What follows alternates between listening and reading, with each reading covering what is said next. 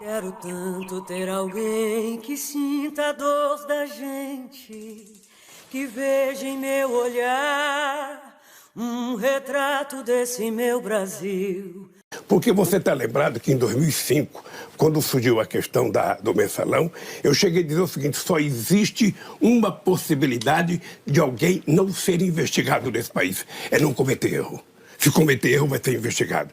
E foi isso que nós fizemos. Olha, se alguém comete um erro, alguém comete um delito, investiga-se, apura, julga, condena ou absolve e está resolvido o problema. O que foi o equívoco da Lava Jato? É que a Lava Jato enveredou por um caminho político delicado. A Lava Jato, ela ultrapassou o limite da investigação e entrou no limite da política. E o objetivo era o Lula. O objetivo era tentar condenar o Lula. Não sei se você está lembrado que no primeiro depoimento que eu fui dar ao Moro, eu falei: Moro, você está condenado a me condenar porque você já permitiu que a mentira foi longe demais. E você sabe do que eu estou falando. E aconteceu exatamente o que eu previa. Quando nós entramos com habeas corpus na Suprema Corte, foi antes e bem antes do hacker. E se você pegar o nosso habeas corpus, a gente está dizendo coisa que depois se descobriu com o hacker investigado pela Polícia Federal. Então, eu vou te dizer uma coisa, Boni, vou dizer para você, olhando nos olhos do povo brasileiro: não há hipótese, não há hipótese. Eu quero voltar à presidência da República e qualquer hipótese de alguém cometer qualquer crime, por menor ou por maior que seja, essa pessoa será investigada, essa pessoa será julgada e essa pessoa será punida ou absolvida. É assim que você combate a corrupção num país. Porque em todo canto todo mundo pede por mais esperança. A gente tem uma fé que não cansa e continua acesa. Primeiras medidas estão colocadas. Tá? Veja, eu poderia ter escolhido um procurador engavetador. Sabe aquele amigo que você escolhe, que nenhum processo vai para frente? Eu poderia ter feito isso, não fiz. Eu escolhi da lista tríplice. Eu poderia ter impedido que a Polícia Federal tivesse um delegado que eu pudesse controlá-lo. Não fiz. E permiti que efetivamente as coisas acontecessem do jeito que precisava acontecer. Olha, nós vamos continuar criando mecanismo para investigar qualquer delito que aconteça na máquina pública brasileira, porque eu já disse 500 vezes de que a corrupção, eu poderia, por exemplo, fazer decreto de 100 anos. Sabe decreto de sigilo, que está na moda agora? Eu poderia, para não apurar nada, decreto de 100 anos de sigilo para o Pazuello, decreto para meus filhos, decreto para meus assessores. Ou eu poderia não investigar, pega um tapetão, coloca em cima de qualquer denúncia, aí nada vai ser apurado e não vai ter corrupção.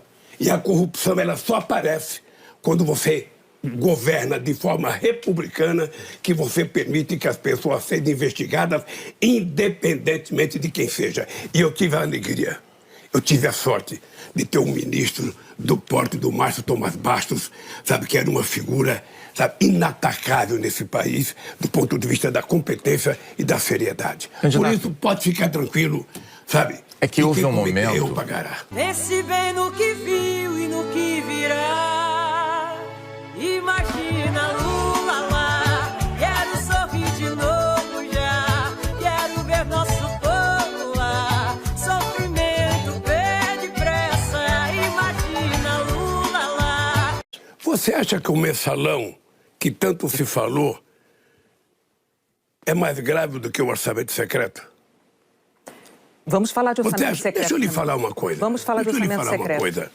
A vida política estabelecida em regime democrático é a convivência democrática na diversidade. Nenhum presidente da República, num regime presidencialista, governa sem não estabelecer relação com o Congresso Nacional. O Centrão não é um partido político. O Centrão não é um partido político, até porque hoje só tem partido político no Brasil, o PT, o PCdoB, talvez o PSOL, o PSB, porque quase todos os outros partidos são cartoriais. Ou seja, são cooperativas de deputados que se juntam em determinadas circunstâncias. Ora, então, quem ganhar as eleições, se for a Renata, ou se for o Boni, ou se for o Lula, vai ter que conversar com o Congresso Nacional. Não conversar com o Centrão, porque o Centrão não é um partido político. você vai conversar com os partidos separados e depois, obviamente, que o nome Centrão foi cunhado para poder derrotar a gente na Constituinte de 88, que a gente estava avançando muito na área social. Mas como evitar escândalos de corrupção como que houve? Você punindo as pessoas, denunciando as pessoas.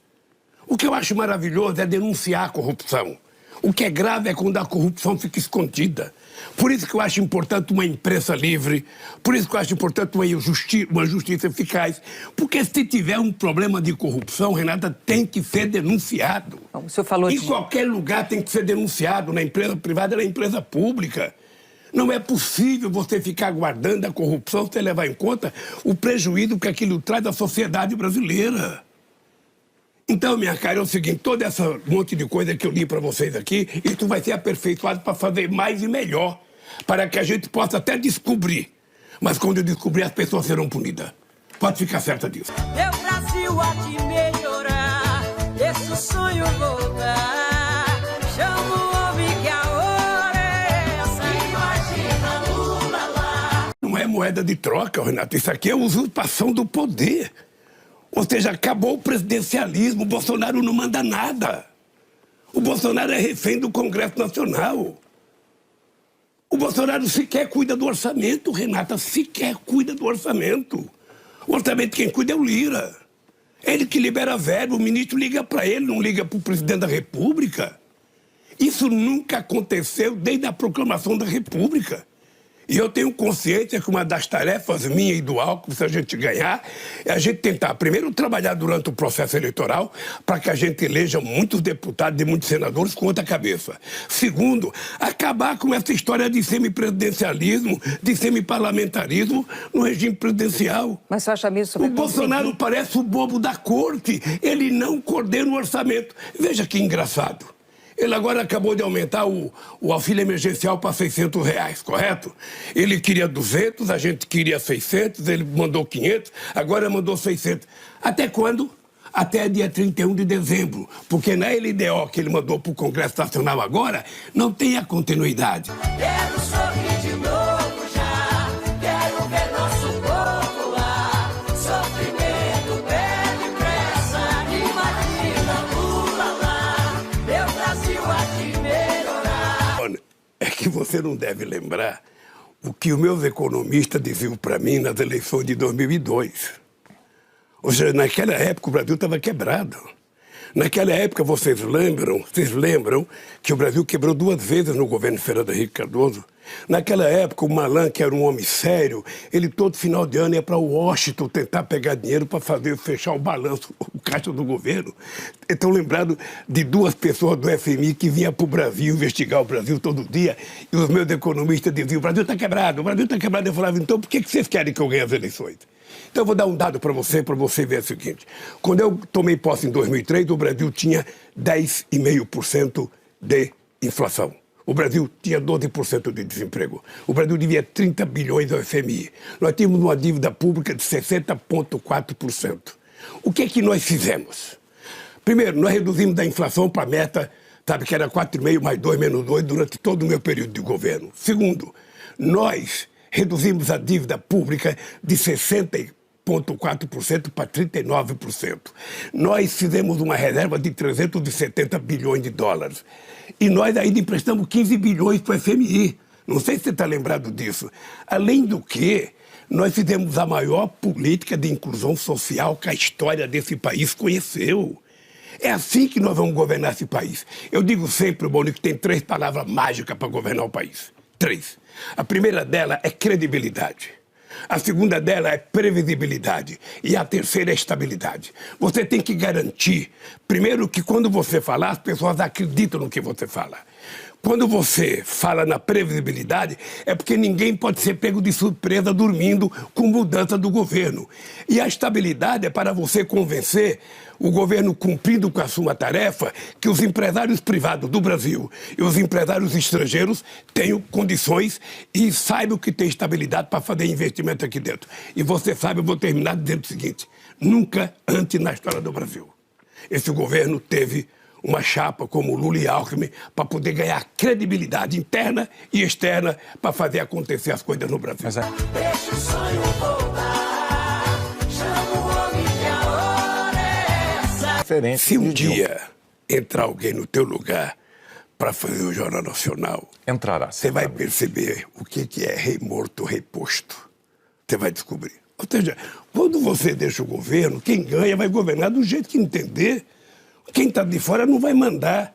Eu vou voltar a governar esse país, se o povo assim permitir, para fazer as coisas melhor do que eu fiz. A minha obsessão, Boni, a minha obsessão, um homem de 76 anos de idade, que digo todo dia que tem energia de 30, de voltar a governar esse país, é porque eu acho que é possível recuperar, sabe, esse país, a economia voltar a crescer, a gerar empregos, a gerar melhoria nas condições de vida da pessoa. Eu estou convencido disso. Se eu não acreditasse disso, eu não voltava. Eu preferia ficar em casa, sabe, vivendo os louros de ser o melhor presidente da história do Brasil. Não, eu vou voltar para provar que é possível fazer mais.